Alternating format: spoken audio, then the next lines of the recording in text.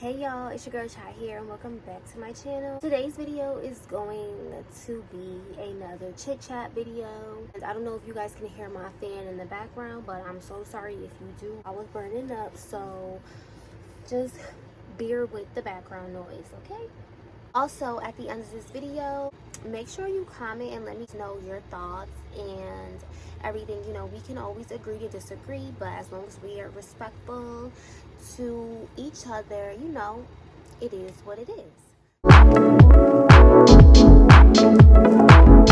We know Shein, Fashion Nova, Pretty Little Thing, these fast fashion companies that literally in the name they have their workers working quick to get these articles of clothing out for mass selling. I have noticed this myself in the past with Fashion Nova oftentimes. For example, I remember Cardi B, she went to some kind of award show or whatever, and literally bro, the next day Fashion Nova had a dupe of her dress.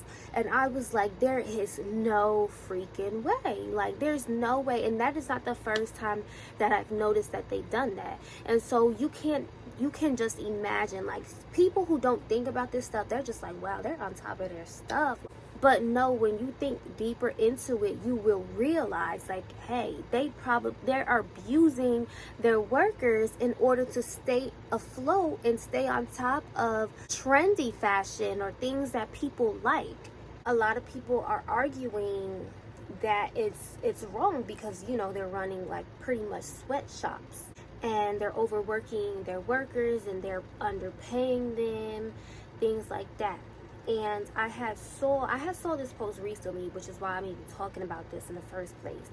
And I remember somebody in the post said something along the lines of, you know, social media influencers, we don't make the situation any better, and if anything, we encourage or promote that sort of behavior, because obviously, you know, these brands do normally reach out to social media influencers, people with YouTube channels with a big following. They reach out to us, even though I've never been reached out to a clothing company. They send us pieces of clothing of our choice, and that's how YouTubers get paid. The biggest problem in that scenario is the fact that we do all these huge hauls and then we don't even wear the clothes at the end of the day, or we get rid of the clothes some way, somehow, whether it's in the trash or whatever. With that, I wholeheartedly agree that is absolutely positively wrong, especially if they know that this is how these companies run their businesses, run their operations. But first, what I must say, or what I must articulate, is that not everybody has the luxury to afford high quality pieces of clothing. Brands like Shein and Fashion Nova and what have you are a blessing to middle to low class families. A lot of people argue like, okay, why are you buying all of these cheap clothes that are not going to last you for a long time and you have to keep replacing them? Why don't you just buy good quality clothing so that they can last you much longer? People are failing to realize that not everybody has that luxury to save up money in order to do a clothing purchase of higher quality clothing. And I'm not even just talking about designer stuff. So maybe like Old Navy or, I don't know, American Eagle, some stuff like that. Those brands are more expensive than Fashion Nova and Shein and stuff. Also have to realize that these fast fashion companies are constantly having sales, constantly having coupons for people to be able to splurge and get a lot of things for a cheap price. Whereas if you do middle to high end clothing, not everybody has the money at once. We have to realize people do live paycheck to paycheck. That is a lot of people's reality, especially here in the United States of America. While that sounds like the best thing to do, and it is probably the best thing to do, to purchase higher quality clothing, that is like living in a perfect world that we unfortunately do not live in. It's very hard to answer that question. There may come a time where my channel will grow bigger and they will want to pay me in order to model their clothes.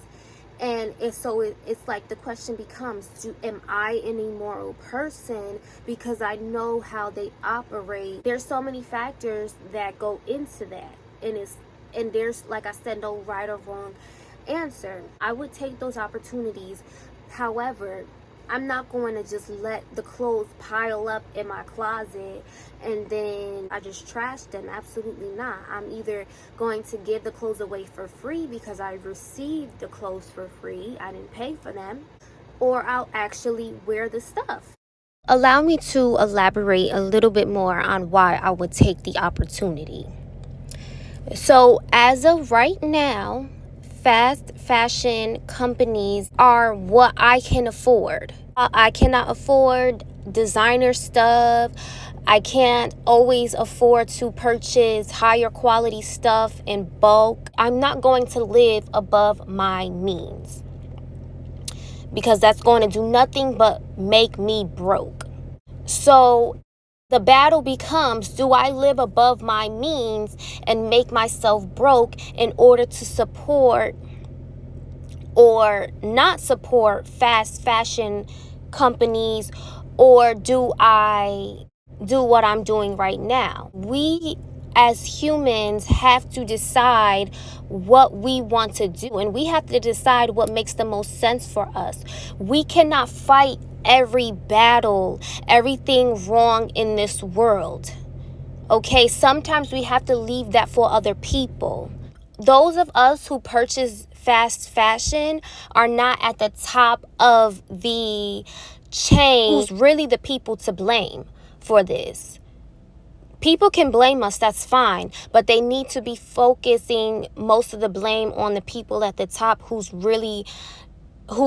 operating all of this. Okay, so whether I am purchasing these clothes with my own money or they're paying me to model their clothes, at the end of the day, I am still supporting them some way. I also remember seeing somebody, saying like, okay, there's really no excuse to be purchasing from these fast fashion brands. Like, I understand it's cheaper, but you'll probably find better deals at the thrift store.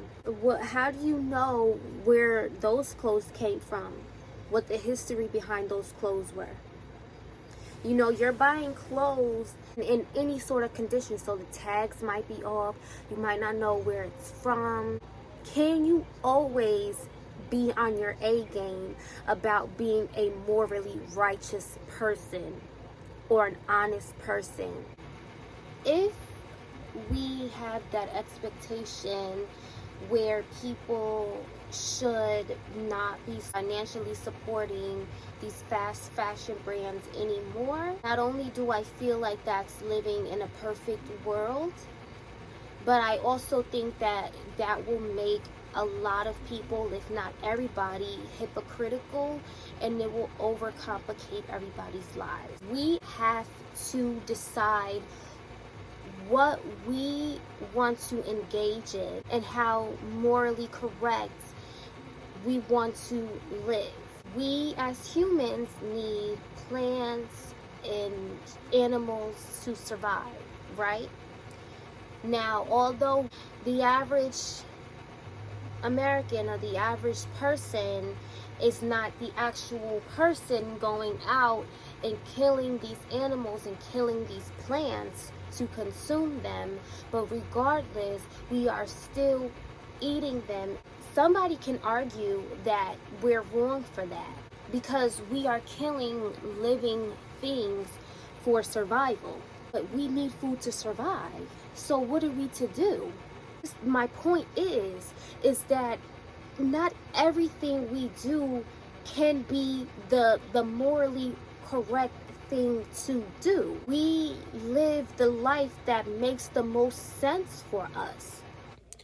So if that means a middle to low class person only being able to afford cheaper quality clothing in order to have clothes on their backs, then so be it.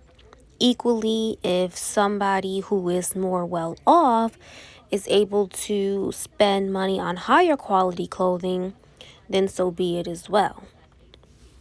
It would be unfair to call middle to low class individuals immoral for financially supporting these companies if that's what they can be able to afford. It isn't their fault that the companies do very well targeting their market consumer, nor is it their fault that these companies are taking advantage of the poor, unfortunate workers. So you just have to make the decisions that make the most sense for you in your life. As long as you walk around and you try to be the most honest person that you can be, that's all that matters. And everything else, you just have to let it be.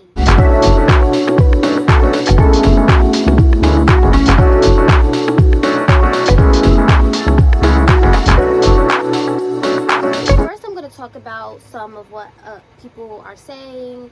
A lot of people in the comment section did agree with her post. They're saying, it's just out of respect. It's girl code, to kind of step down and allow, the significant other to do her job. You can no longer be as close as used to be when he was single. And so some people were agreeing and other people were disagreeing. And I had remember seeing somebody saying, if you had to alter the dynamic of your friendship, was that even a truly genuine friendship? And at first I did agree. I was like, you know what, right. Why do you have to alter the way you move with your male friend if it was truly platonic? I asked my boyfriend his opinion on that statement.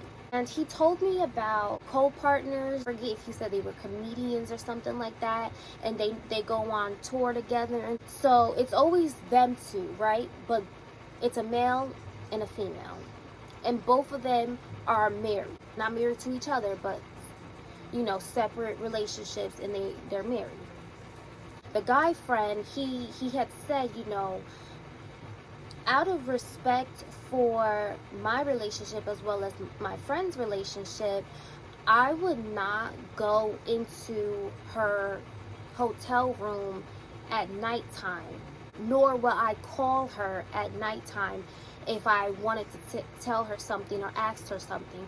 He would say he would just text her, or if it could wait till the morning, he'll wait till the morning and then give her a call or something like that. But he won't do things out of bounds. You know what I'm saying? Perhaps if both of them were not in a relationship, he probably would feel more comfortable doing those things. And I said to myself, okay, let me think of an example to see where this girl might be coming from. What if my boyfriend had a friend who was a girl, and before he and I got together, they spoke on the phone at night, just genuine friend conversation, and this is what they do every night before they go to bed. If you should be talking to anybody late at night on the phone, it should be me. You know what I'm saying? Or let's say we live together and I'm waiting on him to finish talking on the phone with his girlfriend, his friend who is the girl, because this is what they do all the time at night. Absolutely not. And a lot of people would probably say that's insecure, but people also have to realize not everything is about being insecure. Sometimes it can be about just having respect for other people. No real woman, I think, or person in her right mind who has boundaries is going to be waiting on her man to get off the phone with his friend who is a girl because this is what they did before y'all got together. No, we are human at the end of the day. We are not perfect, okay? And we do not know how we will react in certain situations until they happen. So you can try your best to not involve yourself in infidelity. But we're human, and temptation is a thing, and the devil is a liar, okay? These things happen. Continuing off of the example with the two friends who go on the road together, let's say that the guy friend does actually end up going to the girl's hotel room at night to have a conversation or to ask her a question or whatever the case. She is more than likely going to answer the door with her nightwear on, which also likely means that she doesn't have any underwear, any bra on. That is opening the door for temptation. If somebody in front of you is showing themselves in a more vulnerable state than what you're used to, you might become aroused. The point here is that you do not allow any space for temptation when you have a friend who is in a relationship, out of respect for their relationship. Even if the girl did answer the door dressed appropriately, I even toy with the possibility that she would come dressed in her nightwear. Equally, it is universally understood that going to somebody's hotel room at nighttime looks a certain kind of way. So there should not be any ideas put into anybody's head. I really hope you guys understand the point I'm trying to make. Things are much easier said than done. We see so many tragic things happening on social media nowadays. For example, if somebody gets shot in front of you, it seems like nobody is helping them, helping to preserve their life. If everybody's just kind of standing around, not doing anything or recording, nobody is seeming to apply pressure on, the bullet wound or whatever. Everybody is quick to say, oh, why ain't nobody doing nothing? I would be all up on them trying to save them, this and that and the third. But it's like, it's easy to say stuff like that, but then when you're in this situation, you have no idea what you're going to do, especially because seeing somebody getting shot in front of you is such a traumatic experience that people might just be stuck and like literally forget what to do. I feel like it's kind of the same principle where it's easy to say something but harder to do it. So you can say you will never cheat on your spouse or your significant other, and you may very much so believe that. We're human and we make mistakes and we're not perfect, and we have feelings and we have hormones and things of that nature. People can't control their hormones. It's nothing we can do. I definitely agree with her post. I respect her post wholeheartedly. She is not a pick-me for all the people in the comments saying, oh, she's a pick-me type of girl. No, she's not. She's just a respectful kind of girl and doesn't want to sacrifice her guy friend and his relationship, period. I want you guys to let me know what you think of these topics. Again, you can agree with me or disagree with me, and that's fine, but just please, whatever you decide whatever side you're on. Just be respectful about it, and don't, you know, come crazy, come correct, and we can have an adult conversation, because I'd love to hear what everybody else has to say, what everybody else thinks. Thank you guys so much for watching. Again, like, comment, subscribe, share this video. I will see you guys in the next one.